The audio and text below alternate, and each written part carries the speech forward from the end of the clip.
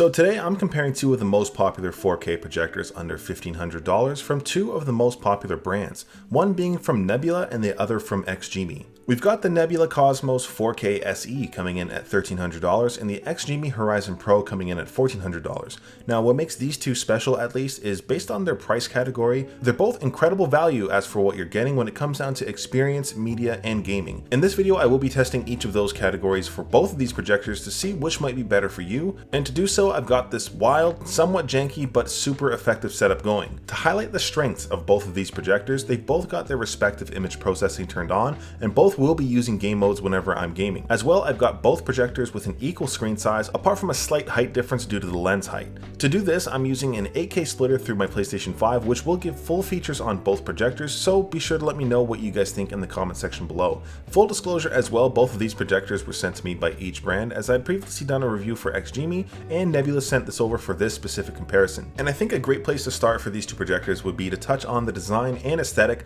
alongside the comparison of the port selections. Now, getting these side by side, it's easy to say we're absolutely spoiled considering they both look awesome right off the bat. The Cosmos 4K SE projector is larger and heavier than the Horizon Pro, as it does house some larger speakers, which you will absolutely love, as well as an internal power adapter. While neither of these have a built-in battery, both are small enough to take with you wherever you might want to go.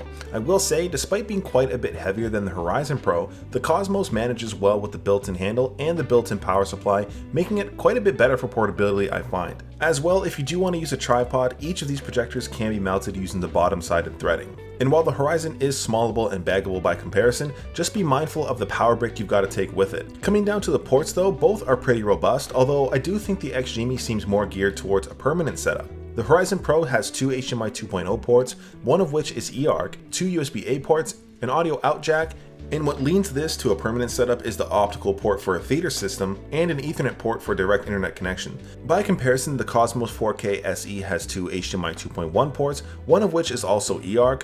I was a bit surprised to see HDMI 2.1 on a projector since that is pretty rare. Kudos to Nebula for this one. This does also have a single USB-A port as opposed to the two on the Horizon, and it mirrors the audio jack output. Now, each projector has a remote of course. The Nebula remote is all plastic, it is backlit, and has some built-in shortcuts for Netflix, YouTube, and Prime, which is always a nice touch. The XGIMI remote does feel a little bit more premium being all metal and all, but it does lack those shortcuts that you might want. Still, both of these controllers are definitely functional. One thing I do prefer, however, are the physical controls on the Horizon Pro itself. If I ever do forget or lose the remote, I do find it easier to just simply press buttons. Nebula does offer an app on your phone if you do want to use that can connect direct to your projector to control it, but if I'm ever at a gathering or something else, I'd imagine buttons on the projector itself might simply be a little bit easier, especially for other people to use. As for the actual projector image, how do each of these performs? Honestly, I will say they're both incredible, but from a completely unbiased standpoint, it's easy to see the Nebula sort of pulls ahead in raw image. Comparably, the Cosmos is 1800 ANSI lumens versus the 1500 on the Horizon. Is that the biggest difference ever? No, not really. Will you ever have these two side by side by comparison? Very unlikely. That said, from a factual standpoint, the Nebula does get a bit brighter, and it's not just coming down to the brightness, which I definitely will touch on. I think the brightness differentiator comes down to how each of these projectors actually projects their image, where the Cosmos is going to use a hybrid system where it has both laser and LED, versus the Horizon, which just uses LED alone. From an actual measured standpoint at least, when all conditions and camera settings are the same, the XGIMI shows it's underexposed by -0.3 versus the 0 base when my Nebula is set up on the same image, showing me that it's not just my eyes and it really is brighter. Again, both projectors are at the same screen size, max brightness in their respective image processing settings. The Cosmos 4K SE has its own Nebula Master Image Processing Engine, which should give a vibrant true-to-life image, which I think looks great out of box. By comparison, XGIMI's own XView 2.0 is their own version of image processing, which also looks great. I can't really say I know what either of these do behind the scenes, but I do appreciate they are there, and if they help the image, I'm all for it. Now, both projectors of course are a 4K image at up to 60 Hz, and each can drive an image up to a massive 200-inch screen for size. For my space, I'm pushing out 125 inches in this test, but I also did max out each of these on a different wall at 200 inches, and this is where you can see a bigger difference as the brightness comes into play at a larger screen size like this. So if you do have a bigger screen or wall, you might want to consider the Nebula just because it does get brighter. That That said, wherever you set your image, both projectors do offer auto keystoning, which will automatically adjust your image to a flat wall even if positioned off angle. Likewise, if an object is in the way, both of these will adjust your picture accordingly. In my basement at least, testing the Cosmos, it did know where this window was on my wall and it adjusted accordingly.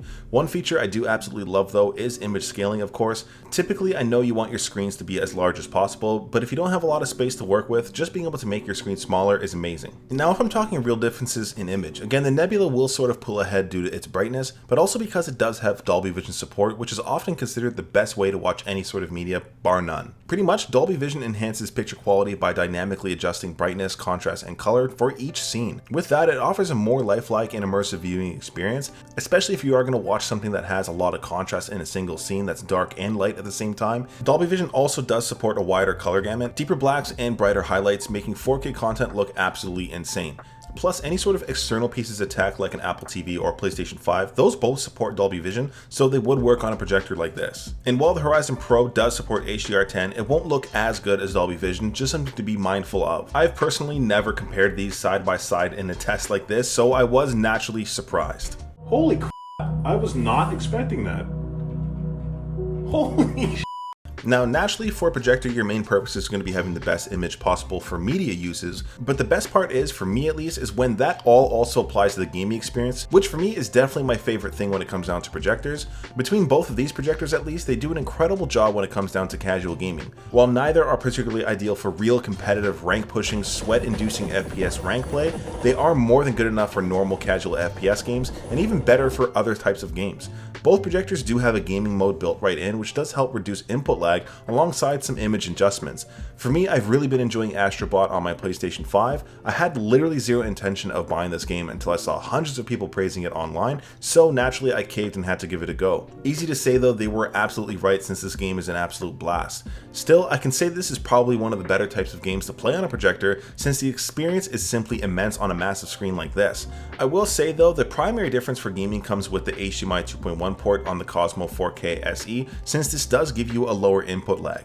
While not a massive difference, it's definitely noticeable when it comes to fast-paced FPS games, and to really showcase the difference, I did end up shooting in a super slow motion mode just to see how they actually stand up against each other. As for listed specs, the XGIMI comes in at 35 milliseconds input lag, and if I were to guess, the Nebula would probably be around 25 or 20 milliseconds. I couldn't find any sort of real spec online for this, so that's just sort of my guess. Either way, I can see it is faster. Lastly, it's easy to say the HDR gaming experience is going to be absolutely immense on here for any sort of cinematic titles like Ghost of Tsushima or Cyberpunk, which I've recently picked back up. These projectors really do take full advantage of the HDR capabilities, and games like this look absolutely incredible. As for how these projectors sound, there's no scenario where either of these wouldn't simply boom through your entire living room, and not that a YouTube video will really do much justice here, but here is a quick sound test for both.